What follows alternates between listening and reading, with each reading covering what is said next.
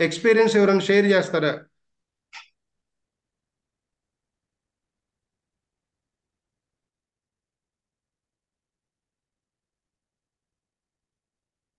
ఏంది ఎవరు మాట్లాడరు? సార్ ఆయా చెప్పండి. సురేష్ ఈరోజు గారు సెక్షన్ మాట్లాడండి. చాలా బాగుంది సార్. చాలా బాగుంది సార్.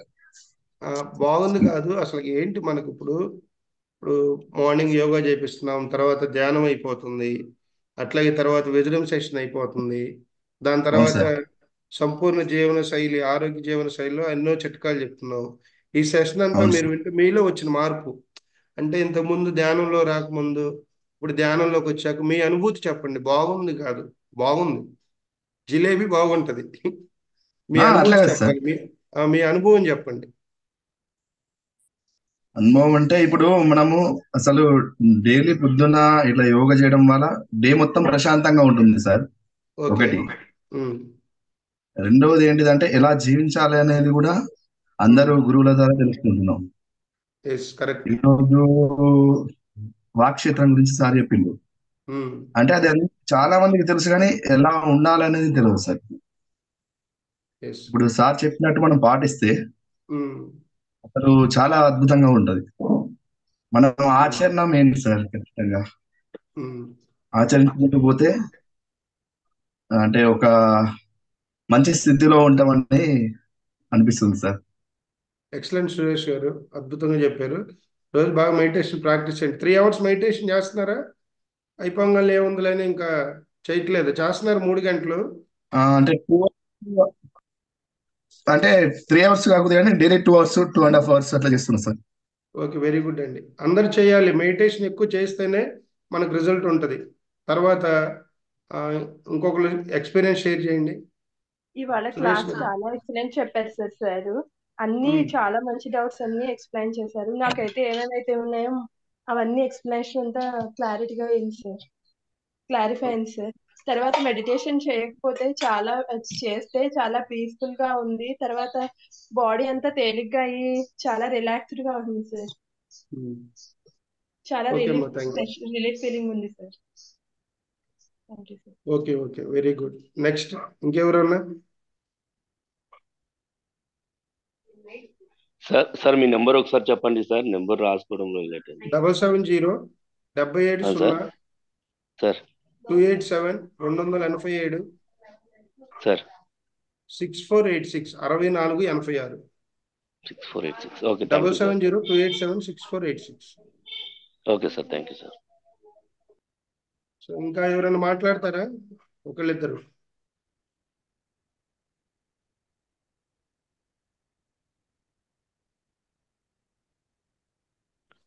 అయ్యా నమస్కారం. నమస్కారం, నమస్కారం. ఈ రోజే మీ దాంట్లో మాట్లాడదామని వచ్చానయ్యా. ఓకే, నా చెప్పండి. నాకు కొన్ని ఆరోగ్య సమస్యలు ఉన్నాయి. ఆ, దాన్ని మీకు ఇప్పుడు టైం ఉంటుందా సార్ చెప్పడానికి? టైం ఉంది, చెప్పండి. నాకు మొట్టమొదట కొద్దిగా ఉమ్, వెన్నుపూస నొప్పి ఒకటి వచ్చింది సార్. ఉమ్, తర్వాత నెక్ దగ్గర కూడా స్టార్ట్ అయింది.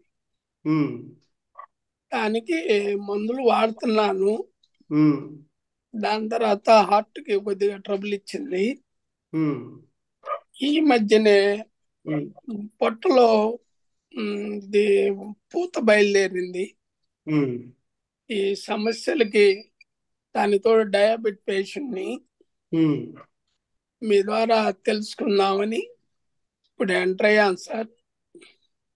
ఫస్ట్ ఎక్కువగా ఆలోచించడం ఆపేసేయండి. ఫస్ట్ ఆ, టెన్షన్ పడద్దు. ఆ, ఎందుకంటే జీవితం అనేది మనం ఒక భూమి మీదకి ఒక యాత్రలాగా వచ్చామనే విషయాన్ని మననం చేసుకోండి మనసులో. ఆ, ఆందోళన, భయాలు, ఆ, ఆందోళనకరమైన ఆలోచన నుంచి పూర్తిగా దూరం అయిపోండి. అయితే ఆ, ఏజ్ రీత్యా కొన్ని సమస్యలు వస్తూ ఉంటాయి మనకి. ఆ, ఇప్పుడు వెన్నుపూస అన్నారు. ఆ, ఈ వెన్నుపూస సమస్య ఎవరికి వస్తుందంటే ఎవరైతే ఎక్కువసేపు తన జీవితంలో కూర్చొని పని చేస్తూ ఉంటారో వాళ్ళకి వెన్నుపూస సమస్యలు వస్తాయి, సహజం. ఆ, కానీ ఆ, దీనికి కూడా రెమెడీస్ ఉన్నాయి. ఆ, సో అవి నేను రేపు సెషన్లో మీకు అవి వాటిని మనం ఎలా పోగొట్టుకోవాలని న్యాచురల్ గానే చెప్తాము. మెయిన్ ఆ, ఏంటంటే మైండ్ ప్రశాంతంగా పెట్టుకోండి. ఇక్కడ కనుక ప్రశాంతత ఉంటే టోటల్ బాడీ అంతా సెట్ అవుతా ఉంటుంది డే బై డే. ఎక్కువసేపు ధ్యానం చేయండి, ఎక్కువసేపు మౌనంగా ఉండండి. దేనికి కంగారు పడద్దు, భయపడద్దు. కంగారు అనేది అసలు మనకు లేదు జీవితంలో, మనం క్రియేట్ చేసుకునేది అది. సో కాబట్టి మీరు పెద్దవాళ్ళు, జీవితంలో ఎంతో అనుభవాన్ని సాధించిన వాళ్ళు, మీలాంటి వాళ్ళకి ఈ విషయం చెప్పడం నా భాగ్యంగా నేను అనుకుంటున్నాను. ప్రతి మనిషికి ఏజ్ పెరిగే కొన్ని ఆ ఏజ్ వల్ల కూడా కొన్ని కొన్ని సమస్యలు వస్తూ ఉంటాయి. ఆ సమస్యల వల్ల మీకు అనారోగ్యం వచ్చింది తప్పితే వేరే ఏమి లేదు. కాకపోతే మీరు మనశ్శాంతిగా ఉండండి ఫస్ట్. ఇంట్లో ఉన్న వాతావరణాన్ని కూడా మనశ్శాంతికి పెట్టుకొని నేను దైవత్వంతో జీవిస్తున్నాను అనే భావంతో ఉండండి. ఖచ్చితంగా రెగ్యులర్గా సెషన్కి అటెండ్ అవ్వండి. మీకు 100% మంచి మార్పు వస్తుంది.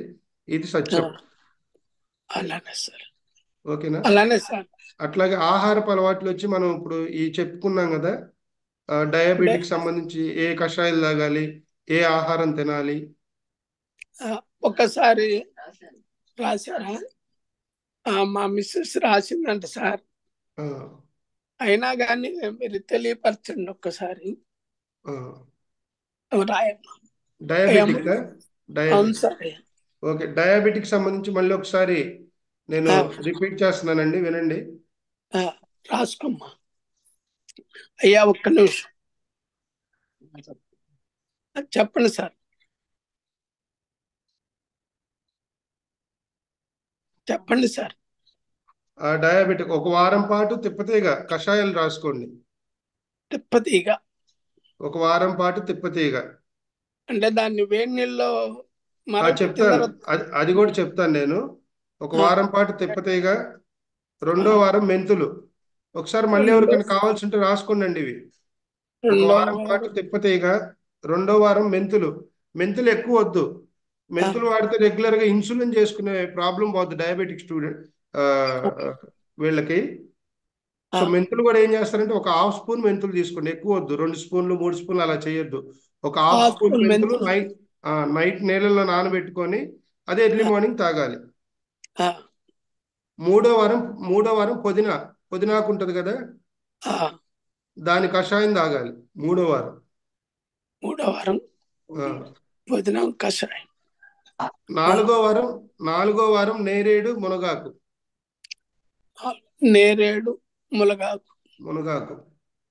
ఐదో వారం దొండకాయ ఉంటుంది కదా, అవి.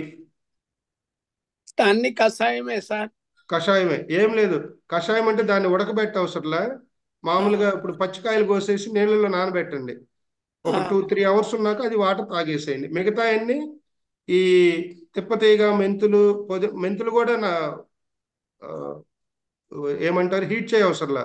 జస్ట్ నైట్ పడుకునే ముందు ఒక హాఫ్ స్పూన్ గ్లాసులో వేసుకొని ఆ వాటర్ నెక్స్ట్ డే తాగండి ఎర్లీ మార్నింగ్. వాటర్ మోతాదు ఎంతలో కలపాలి సార్? మామూలుగా నార్మల్ గా మీరు గ్లాస్ వాటర్ తాగుతారు కదా, ఆ గ్లాస్ వాటర్ లో ఒక హాఫ్ స్పూన్ మెంతులు వేయండి. అది నైట్ పెట్టుకొని దానిపైన ఒక మూత పెట్టుకొని ఎర్లీ మార్నింగ్ తాగేటప్పుడు ఇది నా శరీరానికి అమృతంలాగా పనిచేస్తుంది అనే భావంతో తాగండి. మీరు ఏది చేసినా కూడా ఆ భావంతోనే చేయండి. తినేటప్పుడు కానీ తాగేటప్పుడు కానీ నేను తినే ప్రతి పదార్థం నా శరీరానికి అమృతంలా పనిచేస్తుంది అనుకోండి. సో ఐదో వారం వచ్చేసి దొండకాయ. ఈ రెండింటిని మాత్రం నానబెట్టుకోవాలి. మిగతా అన్ని కషాయాలు అంటే హాట్ వాటర్ ఒక 4-5 నిమిషాలు బాయిల్ చేసి ఆకులను శుభ్రంగా కడిగి బాయిల్ చేసుకుని దానిలో మన తాటి బెల్లం వేసుకొని తాగాలి. తాటి బెల్లం. షుగర్ అనేది తీసేయాలి ఇంట్లో అండి, చెప్తున్నా. మీరు షుగర్ కనుక వాడితే జీవితంలో సగం ఆయుష్ పోగొట్టుకున్నట్టే. మనం షుగర్, ఉప్పు వాడాలంటే సైంధవ లవణం వాడండి, అది కూడా లిటిల్ బిట్ క్వాంటిటీ.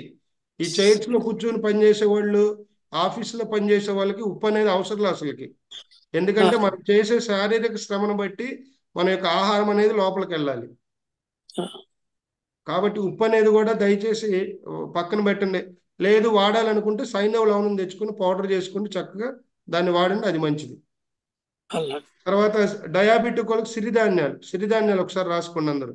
ఎందుకంటే ఈరోజు మన భారతదేశంలో అందరిని పీడిస్తున్న సమస్య ఇదే, డయాబెటిక్, బీపీ. ఈ రెండు అక్కా చెల్లెళ్ళు, అన్నా తమ్ముళ్ళు. ఈ రెండు అటాక్ అయితే మొత్తం నెమ్మదిగా అన్ని అటాక్ అవుతూ ఉంటాయి. సో డయాబెటిక్ వాళ్ళు సిరిధాన్యాల్లో కొర్రలు 2 రోజులు వాడాలి.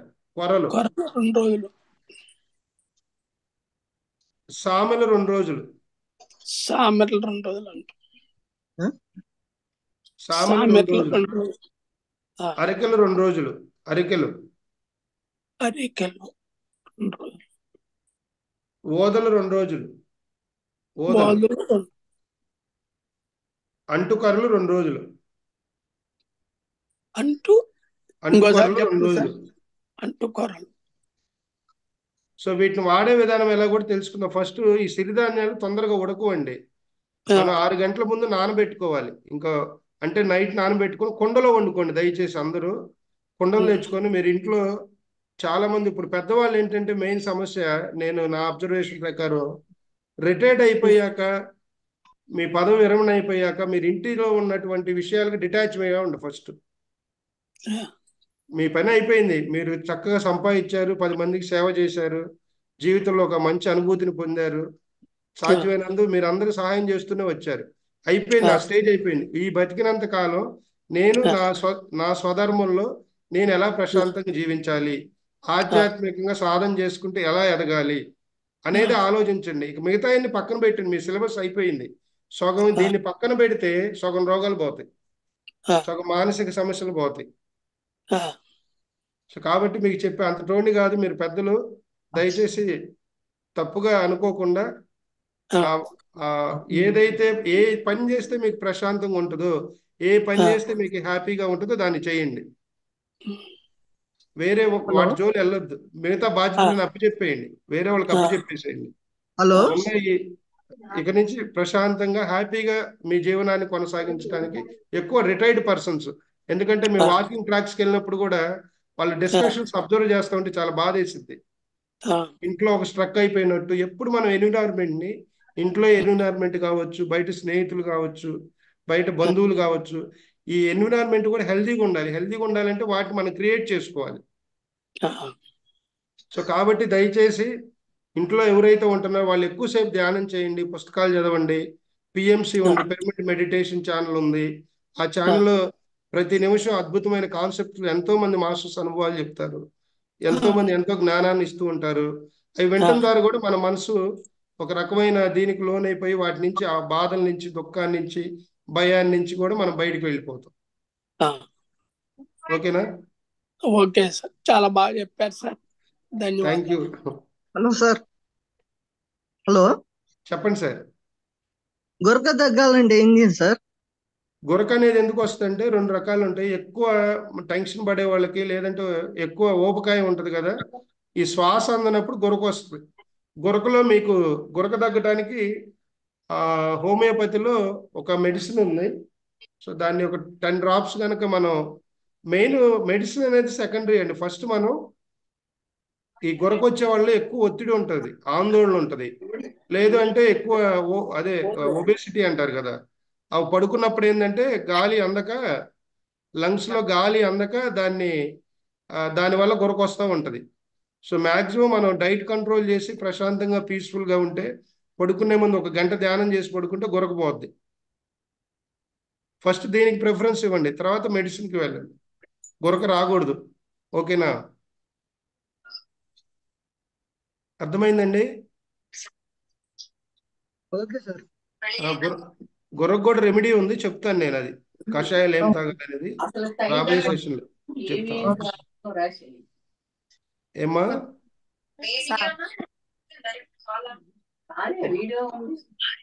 తల్లి ఒక్కరు మాట్లాడండి. మీరు చెప్పిన రాసుకున్నాలే sir. Okay sir. Thank you. So కాబట్టి ఎందుకంటే ఇప్పుడు మన సెషన్లో యువకులు ఉన్నారు, తల్లులు ఉన్నారు, చెల్లెలతో సమానమైనటువంటి ఏజ్ వాళ్ళు కూడా ఉన్నారు. మీరు అందరూ ఏంటంటే ఇంట్లో మన పెద్దలు ఉన్నప్పుడు వాళ్ళు ఎంత హెల్తీగా ఉన్నారు, వాళ్ళన్నింటినీ కొద్దిగా మనం చక్కగా ఒక టైంలో వెళ్ళి పలకరించాలి.